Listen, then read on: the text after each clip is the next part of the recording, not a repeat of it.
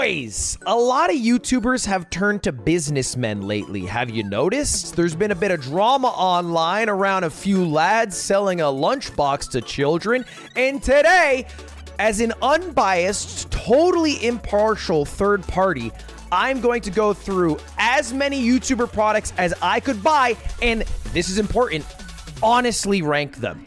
I'm going to be as genuine as possible today. I don't care if beef starts. I've already got some beef going on with KSI. He's called me annoying. If a couple other YouTubers join him, so be it. The goal is a good review, a review you can trust. We did this already a couple of times over the past couple of months, and today we're going to be doing it with YouTuber products. Now, I already have a tier list cooking. I'll show you the tier list right here. This is our tier list, of course, S, A, B, C, F, and these are all of our items. Now, look, it's going to be somewhat difficult to rank some of these because, candidly, I do have a relationship with some of these people, you know? But at the end of the day, it's more important that they are selling a good product than it just being a YouTuber product. That should not make up for it being bad. Do you get what I'm saying? If there are competitors in the field who are better, I don't feel bad letting you know. The product should be able to stand on its own without like this relationship or backing of a creator. That's just how it should be. We shouldn't give a pass to people just because they're YouTubers. So anyway, let's go over what the tier list means. S is a product that you should buy. It's a recommendation. If I put it in S tier, I literally think you should buy this as soon as possible if you have the funds. A tier is still an amazing product on its own without the need of like the YouTuber attachment. You get what I'm saying? B tier products it's good for a YouTuber product. C tier is the tricky one. I think C tier is the gimmick tier. It's not F. It's not an outright scam, right? You shouldn't never buy this product, but it's a one-time only gimmick. And without further ado, let's get to it. You already know what the first product is gonna be. We got some Lunchly. Now, this has been making waves online. I have seen like 3 different videos of streamers open this box and have mold in their cheese. I don't know if that's legit. I don't know if it's a setup. I genuinely have never opened one of these boxes. I've just had this in my fridge for a couple of days and we're gonna try it out, okay? This is the real big drama item, the Lunchly. I'll be honest, I can tell you right now, this isn't gonna be an S because the product's not something I would recommend most people buy. Lunchables wouldn't be an S. So what they are copying is already not an amazing product. Here's the actual Lunchables package. Leave no crumbs. Oh, is there mold? No mold. There's no, as far as I can tell, there is no mold. And then it comes, of course, with a bottle of Prime. Obviously, Prime is one of the bigger YouTuber products, so I feel like we should review it separately. And same with Feastables. We'll likely also review the Feastables separately.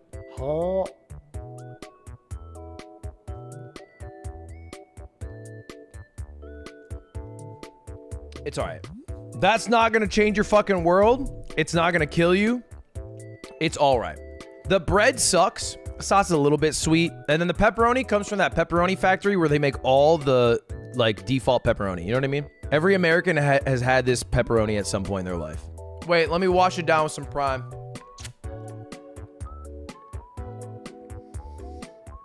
Oh, wow. That's way too sweet. Just the combo of the Lunchly with the Prime to wash it down. It's like washing down your Kit Kat with a Coke. But I'm also, candidly, an anti-sweet guy. Like, I don't like hella sweet shit when like the sugar hits the fucking side of your tongue and it tingles. I get like sugar pains. This, I don't know if anyone knows this. I don't know if I've said this before. I'm on the Prime mailing list. I think I got a cold DM from the Prime account, and this is when I was trying to fill my warehouse fridge with a bunch of snacks for my employees. I was like, yeah, send some fucking Prime. I'm down. I was basically trying to sign up for any mailing list I could because I wanted a bunch of stuff. And when Prime first came around, I'll say it straight up, the marketing worked. I didn't know that it worked, but I was like, on days where I was working out and doing the podcast, I was like, I'll get a Prime. And in the back of my mind, without even knowing, I was like, I do need to be a bit hydrated. And when I had 2 primes, this happened a couple of times. I had 2 primes, but I would start buzzing. 2 primes got me feeling weird. I talked to Logan about this. This is before he did the CoffeeZilla shit. This is when we were in the box together. But I asked him straight up, I was like, yo, you ever have like a few primes in a day and you start buzzing off that shit? Because I never looked it up. I just stopped drinking it after that. And Logan, obviously in Logan fashion, he's like, no, dude, I'll have like fucking 6, 7 a day. Fucking don't even bat an eye. And I was like, okay. And I don't feel bad telling this story because Logan Paul has sued CoffeeZilla, which I think is a major dick move. So I am being a dick in this moment, exposing him.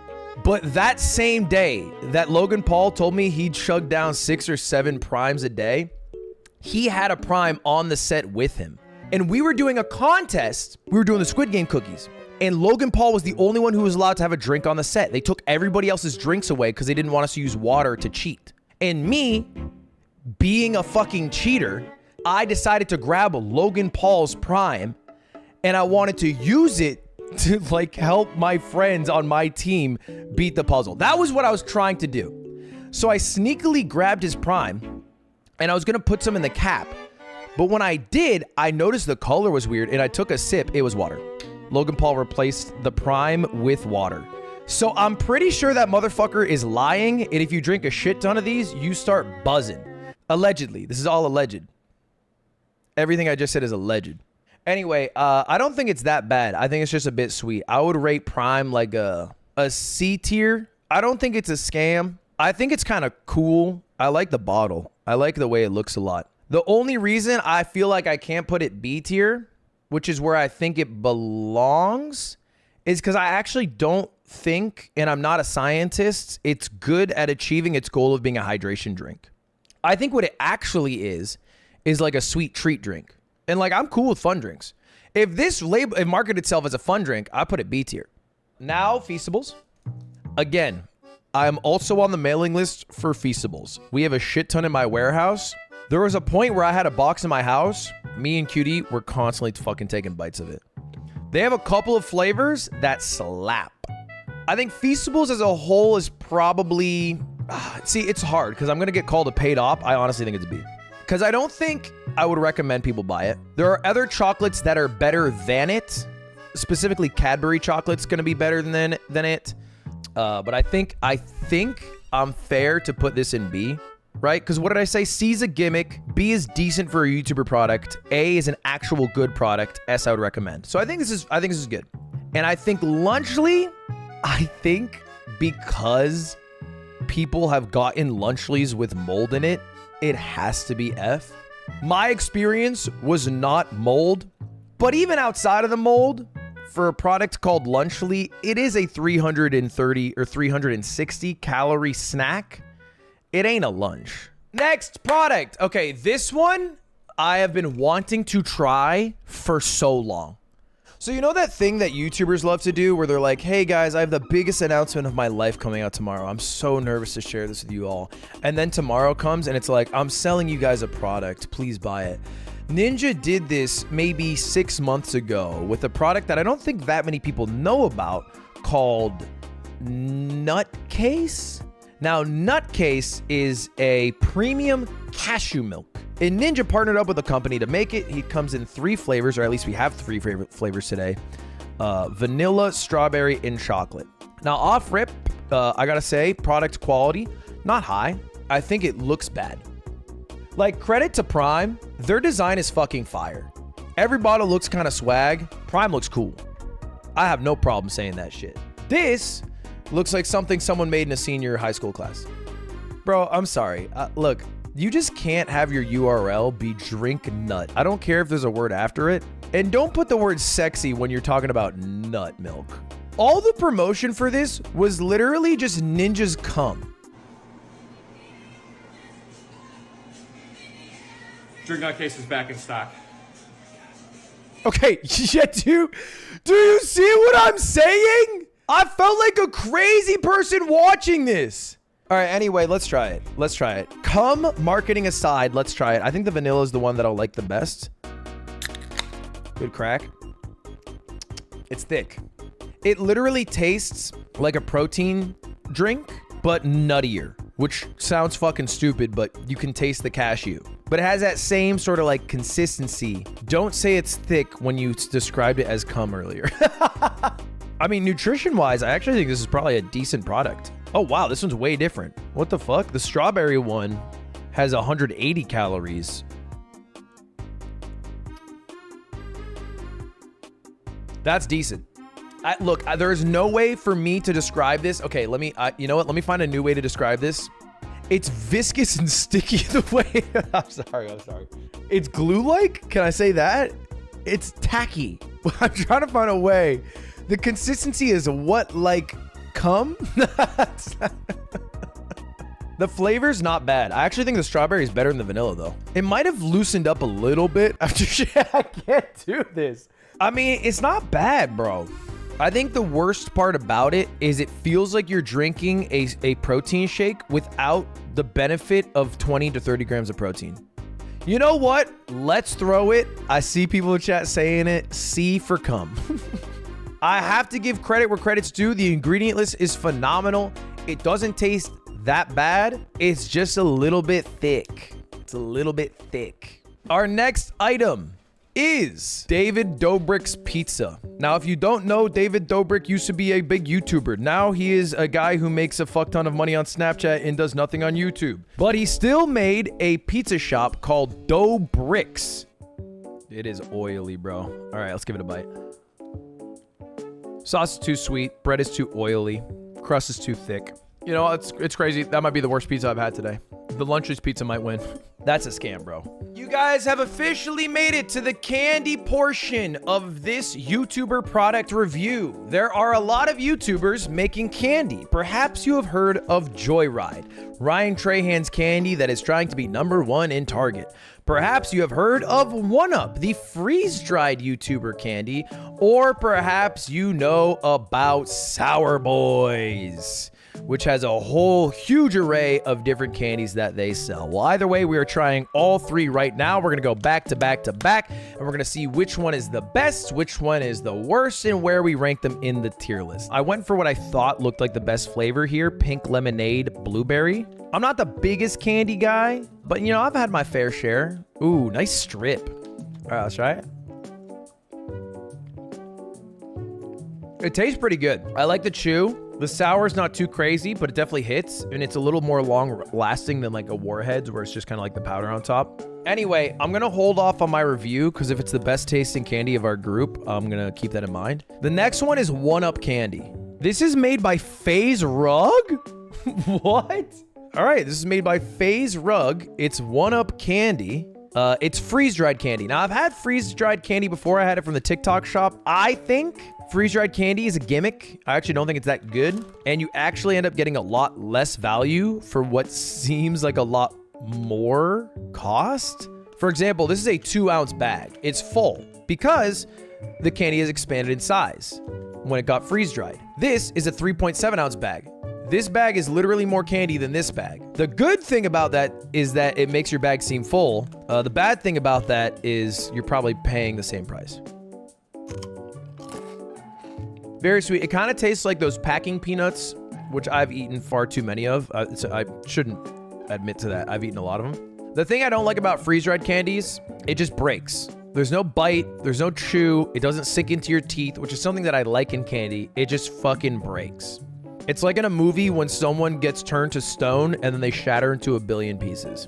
The ingredient list, atrocious. They went for the American classic, the delicious Red 40 that everybody loves. Taste-wise, I don't like it as much, but I also think freeze-dried candy is a gimmick.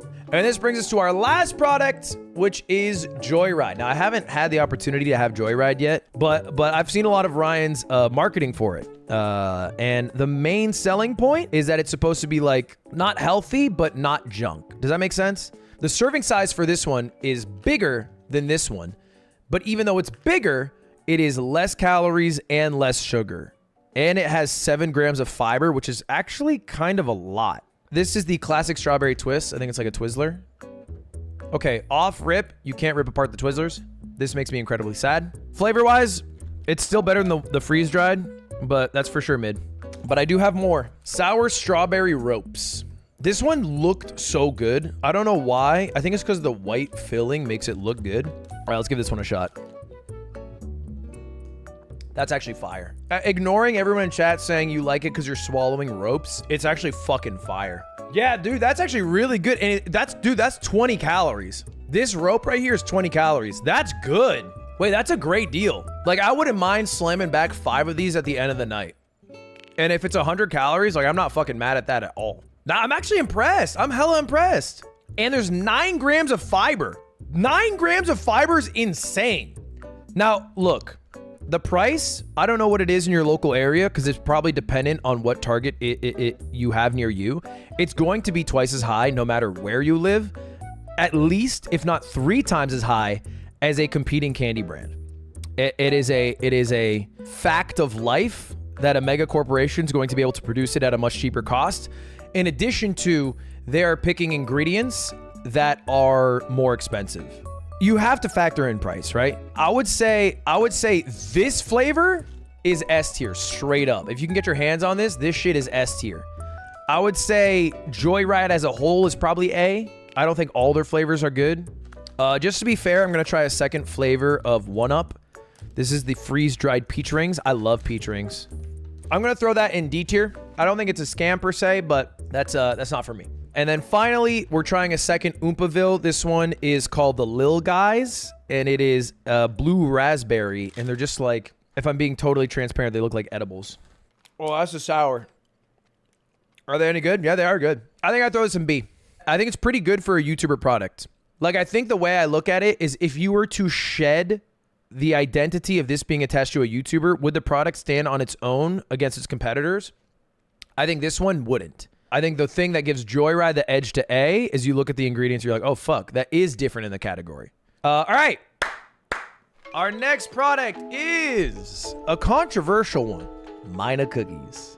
Mina cookies, man. These were making fucking waves when Pokey announced them. She went for the classic YouTuber thing. I got a big announcement, guys. And it was her releasing a product. The product were yummy cookies that I think are supposed to be like good for you in some fashion. I forget exactly what fashion it was.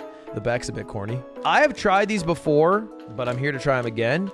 This is their initial launch flavor. It was the Midnight Mini Cookies, deep chocolate, velvety white chocolate. I fuck with these cookies heavy. I think they taste good. They just taste like a crumblier Oreo cookie. And then the white chocolate kind of tastes like if they were to put like some dots of the Oreo cream on it. You guys are all fucking coming for me. This is not promo. When the drama first happened, I tried them on stream and I also said they're good. Anyway, I didn't know this. They have a second product. This kind of went under the radar. It is a pizza cracker. All the flavors you love in pizza, made bite-sized with real ingredients, real flavor, vitamin D, vitamin E, no gluten, nothing artificial. It's the same text conversation. They once again replied, so tastes like cardboard? Nope, they're delicious, crunchy, and perfectly craveable. I don't get why the marketing for it is like, so this tastes like fucking shit. No, try it. It actually is freaking decent. What's the competitor for this one? Triscuit? This is like a Triscuit, right? Nope. I'm cool with that one. Nah, I think this one is bad. Or I should say worse. It's not bad. I don't like this one. I would say it's either right below Prime or right above Lunchly. I would say the pizza one, I would put D tier. The Mina Midnight Cookie, I would put C tier. That's what I would do. I feel fine putting it below Prime. Focus. Okay, guys. I have a couple of changes I want to make. Last time, this is where our tier list ended up, but since I dropped this tier list, things have changed. Specifically, I have changed because I've been having a lot of the products on this list, and I think it is only fair for me to back up with my words what I do with my own mouth. And what I mean by that is I have been eating a shit ton of Joyride. I have gone through 3 different packs of the sour strawberry ropes. I am not fronting. I ate an entire pack in one day on 2 separate occasions. I am not a candy guy. I am not a paid operative for Ryan Trahan. I fuck heavy with Joyride. I'm putting it in S tier. I'm making that change. It is candy, all right? Guys, you're not getting healthier eating healthy candy. That's a fact. It's still fucking candy with sugar. It ruins your teeth. It can give you sugar rush. I like it. I like it. You like Ryan's thick ropes. Mods, time that guy out for 76 hours. Thank you. Second thing I want to change. This is going to be controversial. People are going to be mad at me for this. I've been having a lot of this, and I think it is dead ass really good. Feastables in A. I know. Mr. Beast shill. Paid operative. Literally PR guy. Guys, I had the peanut crunch for Halloween. It is my favorite chocolate bar. I am not lying. All right. Now, obviously, this doesn't speak to maybe some of Mr. Beast's practices that I think he has yet to address. But I'm making an honest tier list, and I need to be honest with myself in this moment. All right. I'm putting Lunchley in scam because Logan Paul called me a bitch. He's a fucking hypocritical, lying, blockhead beta bitch, bro. Like, why are you making shit up? I tried so hard to like this guy. Sorry. I get emotional too. We are not done because now we have a few more items to go through.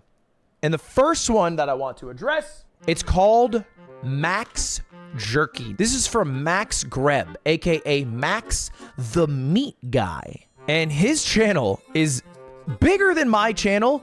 Everything he does is meat related. And he also has released his very own beef jerky. Now, I'm not the biggest beef jerky guy. I find it to be quite chewy, quite, rubbery sometimes. And then also a bit salty. So, fair warning going in, but I'm going to try this. Now, this one is chicken jerky. I have the regular jerky here. I'm going to go through all of them and see if there's one I really like. Okay, this is embarrassing to admit. I found out that buffalo sauce is from Buffalo, New York this past month. I don't know if you know Buffalo, New York. It borders Canada. For no reason, it is a big city in our country of America. It's the home of a very big football team. And they also made fucking buffalo sauce, which is now, I don't know if is buffalo sauce worldwide or just nationwide. The main thing I knew from Buffalo is that they're the only football team to ever go to 4 Super Bowls and lose back to back to back to back to back. A record that'll never be broken. Okay, it's pretty good. It's listed as tangy, spicy, zesty, and sweet. I would say that description is very accurate. Let me double check on the price for this guy as well. Okay, Max Jerky. It is, okay, it is not cheap. In fact, I would argue it is the opposite of cheap. It is expensive because this is 2.5 ounces. This is $10. But understand, I think this is made in small batches, not for a mass consumer market. You get me? And I also think jerky is generally kind of pricier, more legit jerky. A 2.5 ounce bag of jerky from Jack's Links costs $4. From Max, it costs $10. A half-pound bag from Jack's Links costs $10. From Max, it costs $25. So it's literally 2.5 times more expensive. Obviously, you're getting higher quality meat than you would from Jack's Links, so the product is better. And you're going to pay some YouTuber tax and then also some, tax because the size of their operation. Let me keep rolling. So this is the Szechuan chili crisp. That is a fucking piece and a half right there. This piece of jerky looks so good. That looks like a good ass piece of jerky right there. It's very soft. Sometimes I have jerky from a gas station because I usually get jerky on a road trip. And sometimes, bro, it's a jaw workout. It is a jaw workout. This is soft meat. I wish I didn't say that. This tastes like a white guy who studied abroad in China and liked Szechuan spice and then brought it back to America in the form of jerky, and he was also a YouTuber. All right, this is Texas barbecue beef jerky. This one smells good. This one hits. It's actually less sweet than the other two. It's the least sweet one I've had so far. All right, last one is Montreal maple burnt ends. I love burnt ends, and I love maple syrup. The question is, after all that, where do I put it? Is this product 2.5 times or more better than its competitor in the market, which is much cheaper, Jack's Links? The answer is yes. This is a 3 to 4 times better product than the competitor in the market. It's understandable that the cost is higher, based off what you get from the product. But I think this is A, because I think this is better than many competitors in the market. And I'm not a beef jerky guy. I want to state that. I know the shit that I get in a gas station before a road trip. This beats all of those by a high enough factor that it makes up for its additional price, which is high. Max Jerky is not the only jerky that we are reviewing today, because today we have Maguro Jerky, which is some Japanese YouTuber? Who's Maguro? Maguro is just tuna, Ludwig. You're looking up tuna YouTuber. Masaru! Okay, this is the guy. This is the YouTuber whose jerky we're about to review. Okay, let's try his jerky. Now, bear in mind, this is a little bit different because it is tuna jerky. I don't know if I've ever had fish jerky before. Oh, wow. That is different. It is very dried out. Oh, wow. Wow, that is fish. That is fish. Damn, that is fish. Yeah, that hits the nose. That hits the damn nose, it does.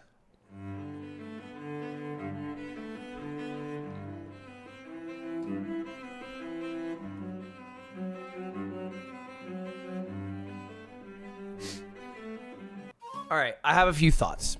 So dried fish jerky is a lot different from meat jerky, because when you dry it out, it gets very rough. Like, you don't even think it's edible at the start rough, because your job when chewing is also to rehydrate it enough to eat it. But it's not thin enough that it's like wafery, like a crisp or a cookie, all right? It's still a bit thick. So you really have to get to chewing. Taste-wise, it actually had quite a kick to it. Like, I actually don't mind the taste too much. The taste is fine. The macros on this are insane. This is a healthy food. That is 85 calories, almost 17 grams of protein. That is like pretty insane. Having said all that, it will either be someone's favorite food or someone's least favorite food. There's no in between. So I would throw it personally C tier. It's finally possible to see our newly launched tuna jerky all over the world. I know some of you might not be familiar with the taste, but that was me. Please try it and enjoy the luxurious, rich flavor that comes out more you chew. Definitely comes out the more you chew. The first chew is nothing. Chew number 15, you are getting some flavor. My big dream of sharing fish from Okinawa Island with the world is slowly coming true. And oh, that's so fucking sweet. Now I feel like a fucking piece of shit. He's literally just getting fish from his local community, small island, and then shipping it all over the world.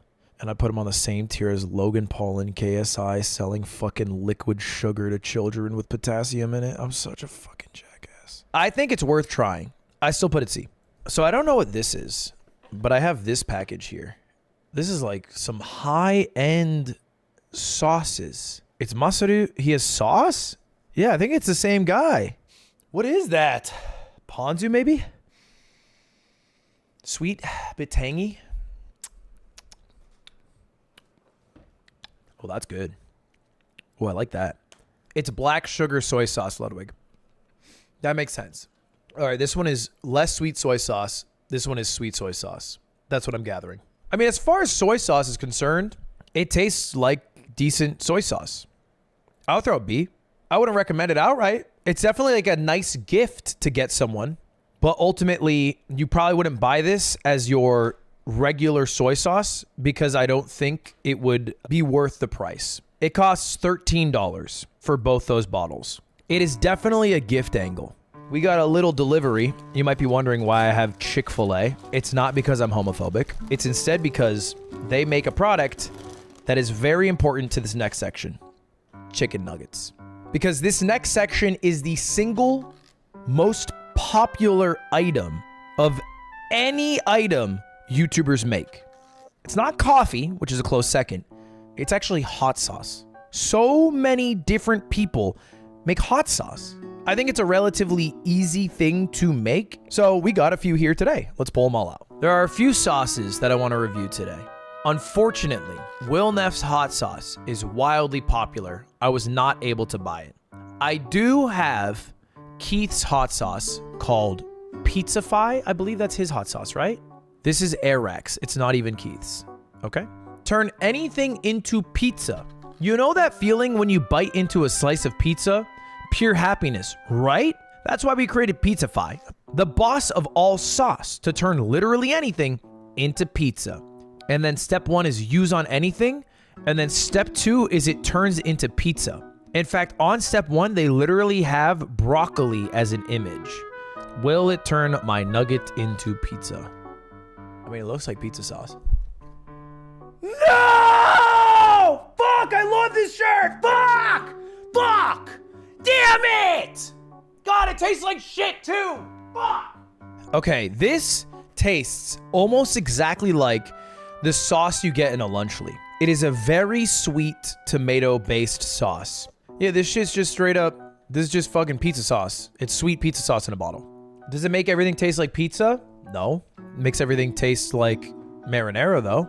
Eat your shirt now. It's pizza. Pizzafy, I would rank, I don't think it's a scam.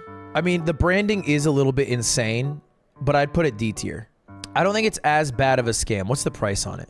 It costs, whoa, $25 for 2 of these bottles. I think that's enough to push this over to scam tier. All right, next.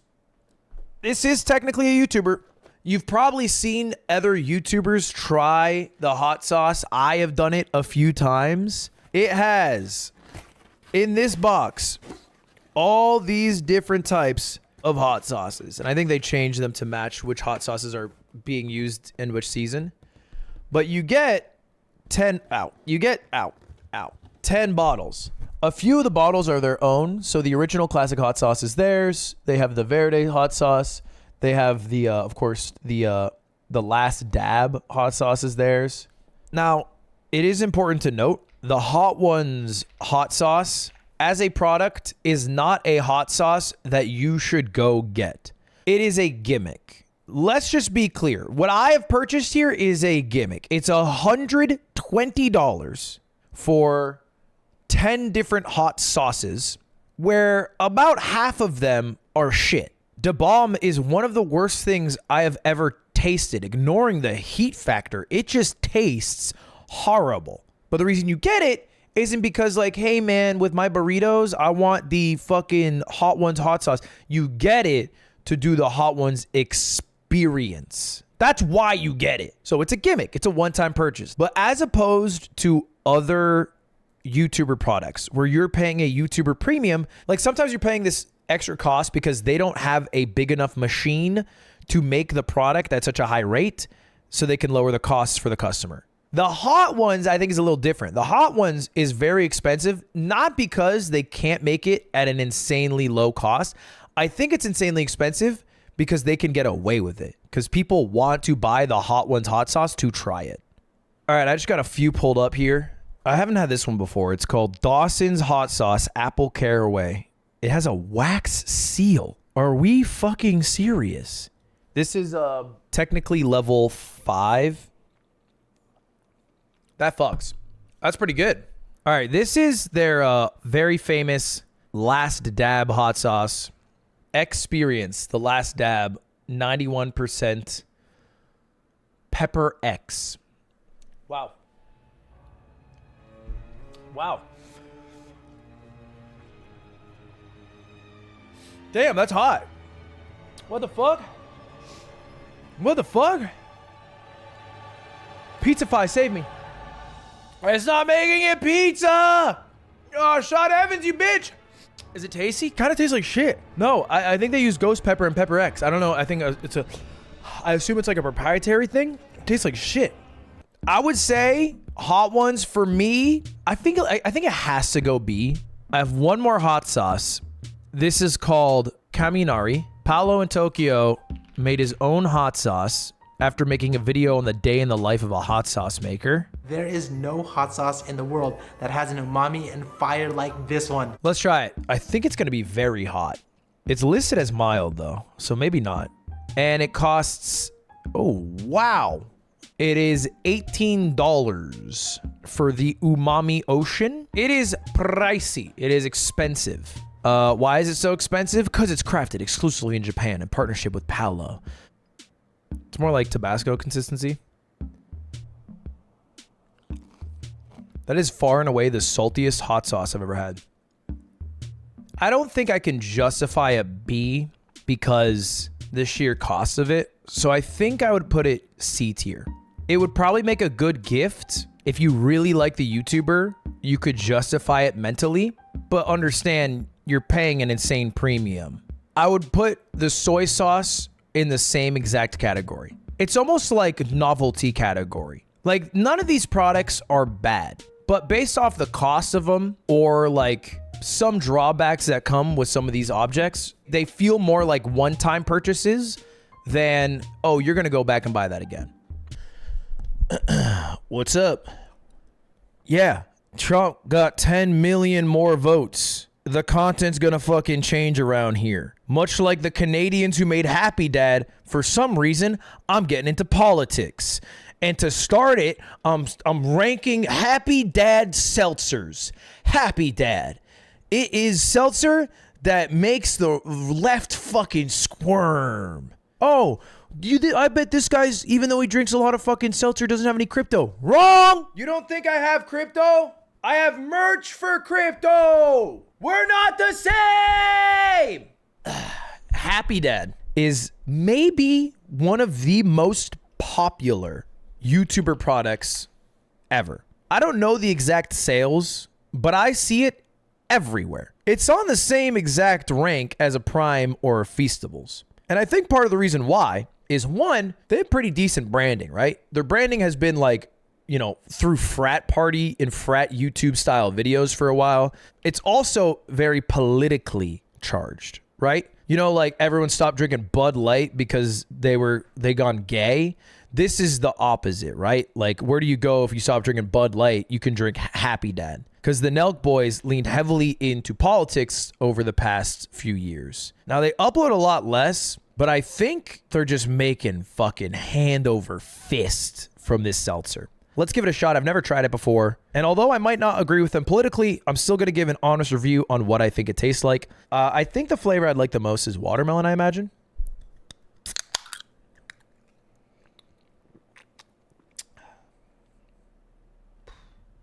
That's crazy. Like, I'm not exaggerating. It tastes almost exactly like a LaCroix. And what I mean by that, the alcohol is invisible. You could give this to 10 people, at least 2 might not even know it's alcoholic. It's crazy. All right, we also got pineapple. Yeah, like the flavor isn't great. Like, I imagine there's just a giant vat of carbonated water alcohol mix, and then they put like 2 drops of every flavoring into it. They brand it as easy to drink. They're not lying. Happy Dad is an easy-to-drink hard seltzer with low carbonation, simple and refreshing flavors with no strange aftertaste. Happy Dad is enjoyed out of a regular can because we're tired of the skinny can bullshit. They're making the most inoffensive drink that back in my days in college you'd be a pussy for drinking, but they're still somehow calling the other drinks on the shelf pussies. They've drawn the line at the size of the can, not the contents of it. That's funny.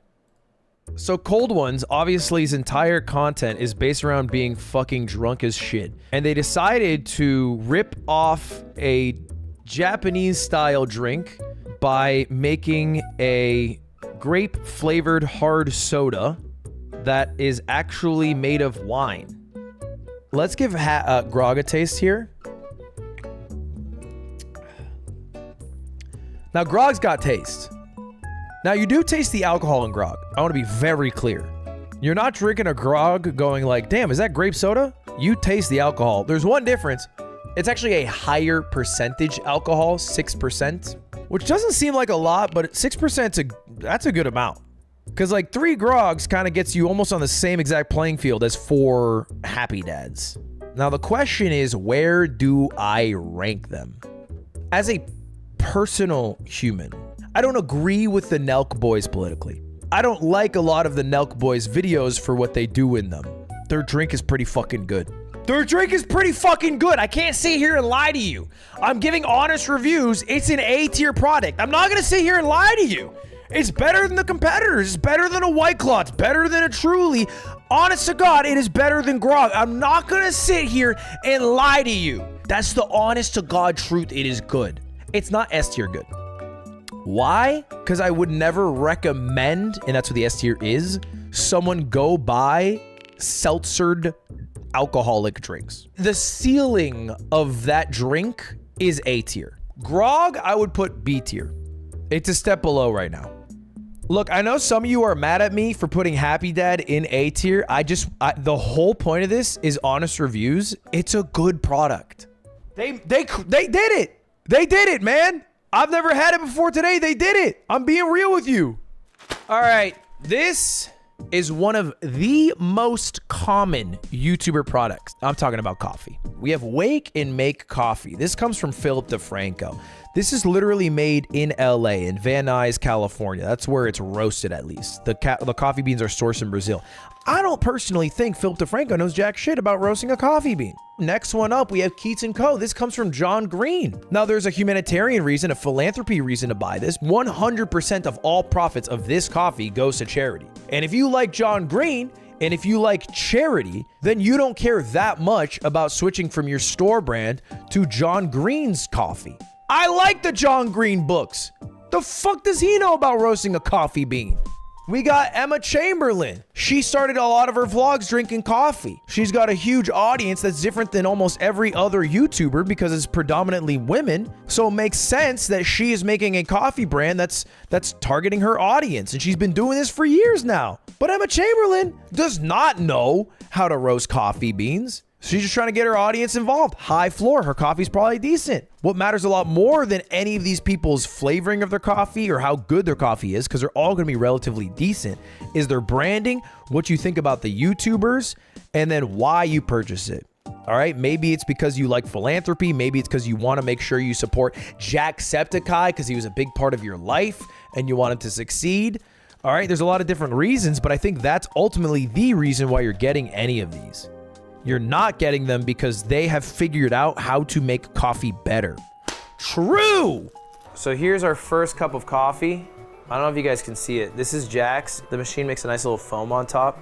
The good news is it still smells like the beans smelled. I was worried that the bean smell was fake because if I was making coffee, I would just spritz in, like it says butterscotch, like just put some butterscotch perfume in that bitch, you know? If you smell it, you'll think it tastes like it, but the coffee smells like it, so.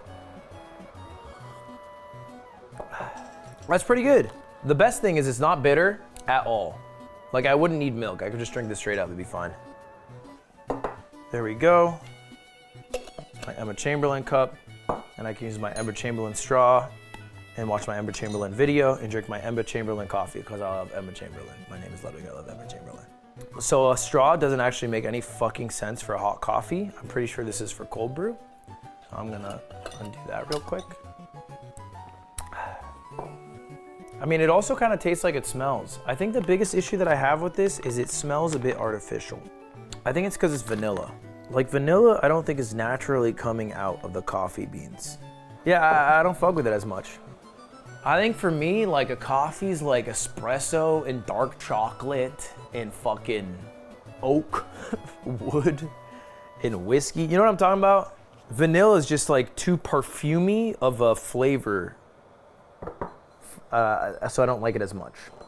Next up, we are making the dark roast of Philip DeFranco.